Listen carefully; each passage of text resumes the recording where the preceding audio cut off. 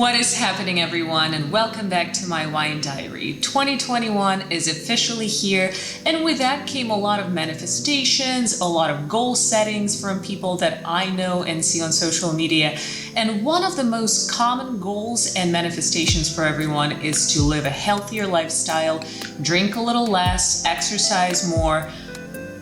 I am kind of one of those people too, I'm not gonna lie. You know, during the holiday season, I drank a little too much wine that I probably should have, and forget about it, not even the Christmas season, not even holiday season. Throughout 2020, we all probably drank a little too much and could live a healthier lifestyle in 2021. So on that note, I figured a perfect video for me to shoot today would be to review some of the non-alcoholic wines. So why don't we just go ahead and jump right in. If you're watching this video right now and you're new to my channel, please consider subscribing to it. The subscribe button is right down below, together with that notification bell for you to click on to get my notifications of weekly videos coming out. The subscription is completely free. Videos are fun, so go ahead and subscribe. You'll make my day. I'll be honest with you, I am not utterly excited about this video, and with these two wines that I have in front of me, I don't really know what to expect. I don't know if I should expect them tasting like grape juice or if I should expect them tasting like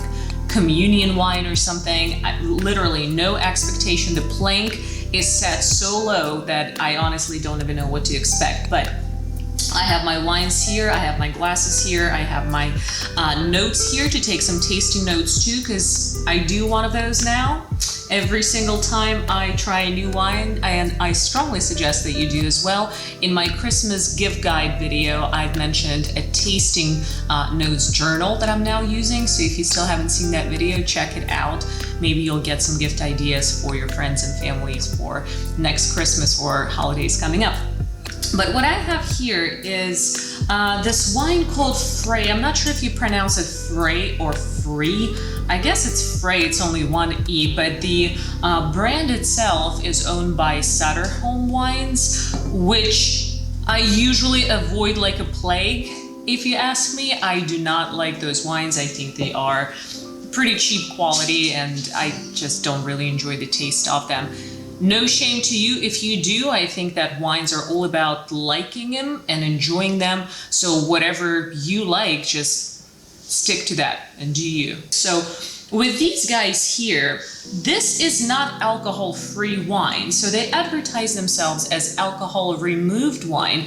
And this is quite peculiar in my opinion, just because the alcohol was once here, and then they went ahead and removed it. If you are a bit of a nerd like I am and you're curious about all of the little details of things, you know, you'd be wondering right now, how the heck do we remove alcohol from alcohol, right? How do we remove alcohol from wine? Well, the most known way to remove alcohol from wine is actually boiling it out. I wouldn't recommend that one just because, yes, it's simple, but it totally destroys and alters the taste of wine. So technically that would not work in my opinion. It would just end up as garbage. The other two ways of removing alcohol from our alcoholic beverages are definitely more complex and more expensive too. One known as the best method is called reverse osmosis. And you might have heard of that one before in water purification process. So it's very well known in that area. Now they do use it for wines as well. And what happens here is reverse osmosis puts our wine through a very, very fine filter with tiny pores. And what comes through those pores of the filter are only alcohol and water. And the substance that's left in the filter itself is basically all of the flavors and everything else in wine. So what they do with the substance that came through, which is water and alcohol, is they remove alcohol, they distill it, and then they just add whatever is left, water and whatever residue they have left, to the original mixture. So this is how you really preserve all of the great flavors of the original wine that had alcohol in it, being alcohol-free. Now what Frey and Sutter Home Winery claim to use here to remove alcohol from our wine is what they call a spinning cone column. I have no clue what that is, but I would probably imagine, if I use my imagination, that it's somewhat like maybe centrifuge or something like that just removes alcohol from our wine.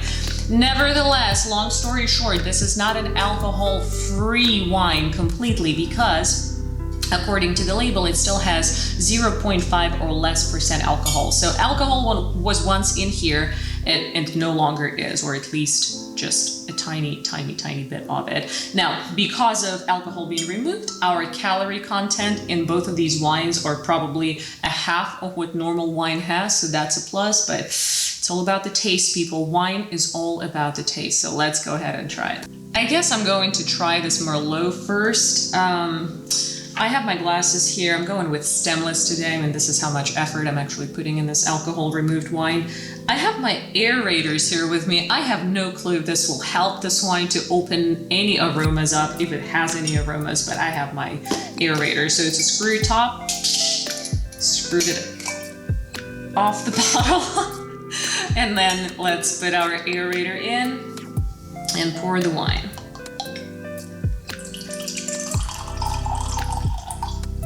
Okay, putting it aside. Let's see. So the three things that we will be looking at in these two wines are the look or the color of the wine, the smell of the wine, and the taste of the wine. So when it comes to its color, and this is claiming to be Merlot, it is actually a pretty color, I have to say. It doesn't look like a normal Merlot just because it's definitely lighter on the side.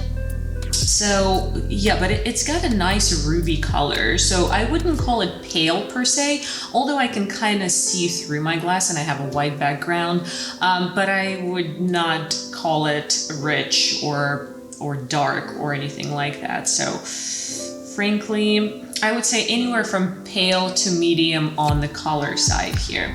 Now let's go ahead and smell it. I'll smell it first before aerating it or swirling it in my hand. You know, oddly, it does not smell like grape juice, which is surprising. It kind of smells like oxidated wine. You know, the wine that's been open for a while, like a little bit sour in a smell, if you ever smelled that before. All right, let's go ahead and swirl it. I'm going to give it a nice big swirl and then smell it one more time and see if any aromas opened up. So again, this is a Merlot one that I'm tasting and smelling. So let's try it one more time.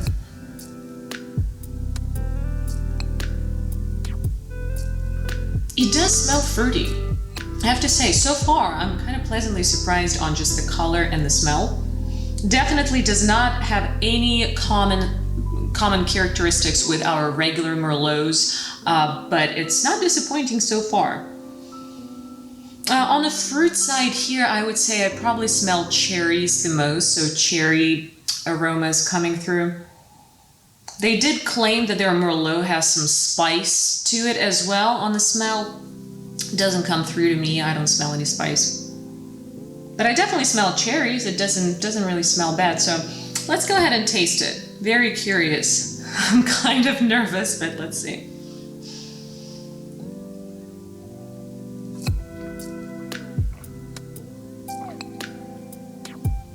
Okay. It's bizarre. It is bizarre. It doesn't taste like grape juice. It doesn't taste like wine. It doesn't taste disgusting either. This is a very professional explanation of what this is, but this is so new to me that frankly I'm very confused by it. All right, let's see. Let's go back to our points here. On the taste, when it comes to its body, definitely light body.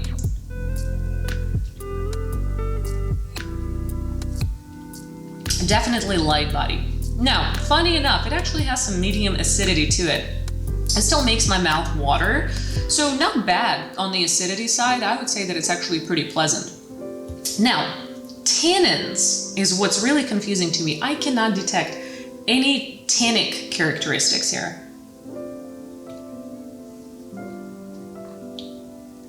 I would probably say low if they are present, which they are because it's made of grapes. Low tannins, medium acidity, and light body. Now, when it comes to sweetness, this is not bone dry, this is not sweet. So I would say medium sweet, probably dry to semi-dry or medium sweet. yeah, medium acidity and low on tannins and low on body.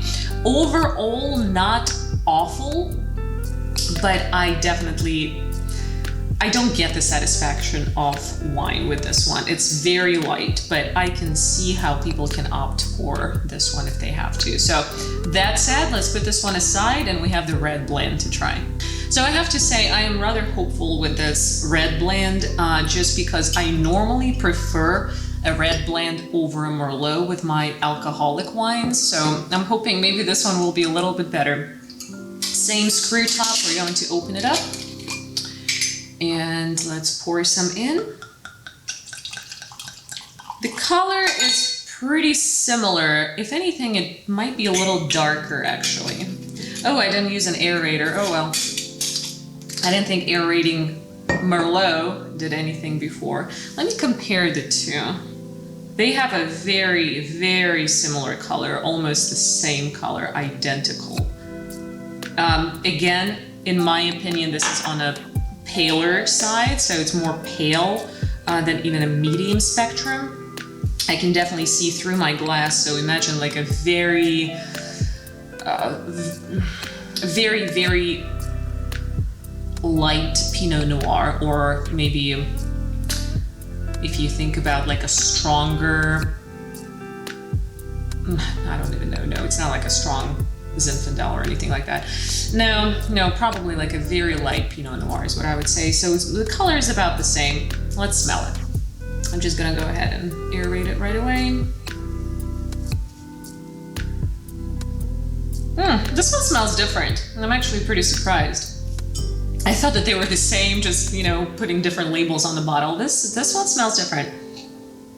I do smell some fruit again for sure. Good sign, good sign, good start. I have more of a plum coming through with this one.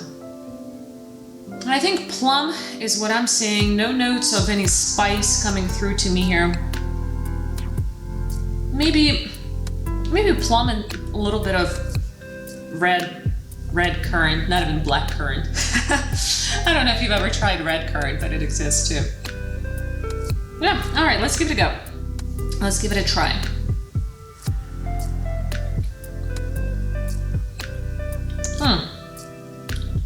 You know, both of them are really tart, I have to say. And this is what I am taking for the medium acidity, I think, in both of these, but they are pretty tart. So they're kind of sour, a little sour. So it's on a lighter side of the body again. Definitely, I wouldn't even give it a medium body. So lighter body.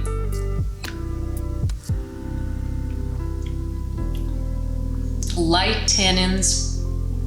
And medium acidity again, and I think it's the tartness that really makes me say that it's medium in acidity, because it really makes my mouth water. So really hard to detect much difference in between the two. I mean, they kind of do taste a little bit different. Sweetness level is about the same, so they're about, you know, in between dry and medium sweet here. I'd say that the biggest difference with these two was on the nose for me. So one was very cherry predominant. I can definitely smell some cherry in this one. And this one was more of a plum smelling, black or red currant smelling. So the smell is different. Now the taste, unfortunately, is about the same.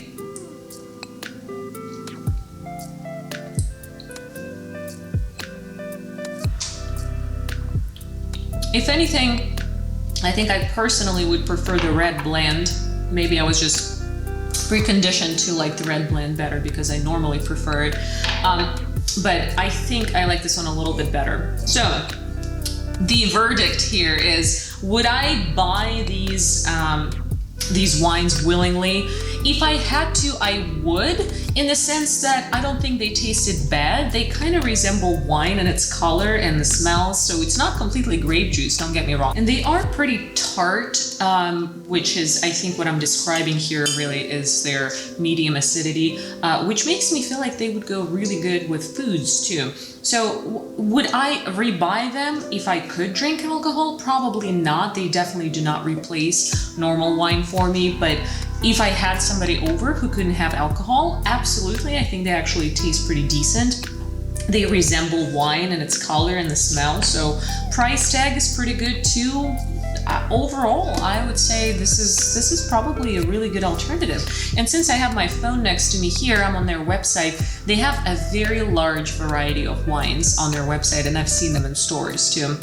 So Cab, they have a Cab, Merlot and Red Blend is what I have here. White Zinfandel, they have a Rosé, Chardonnay, Moscato, Sparkling Brut, and they also have some canned wines as well. So they have a pretty large variety. Give it a go. I mean, especially if you can't drink alcohol for some reason, if you're trying to have an alcohol-free month maybe after the holidays, give them a try and tell me what you think. Just come back to this video and leave me a comment down below telling me what you thought. But so far, so good, I would say. They were not bad. They were definitely not bad.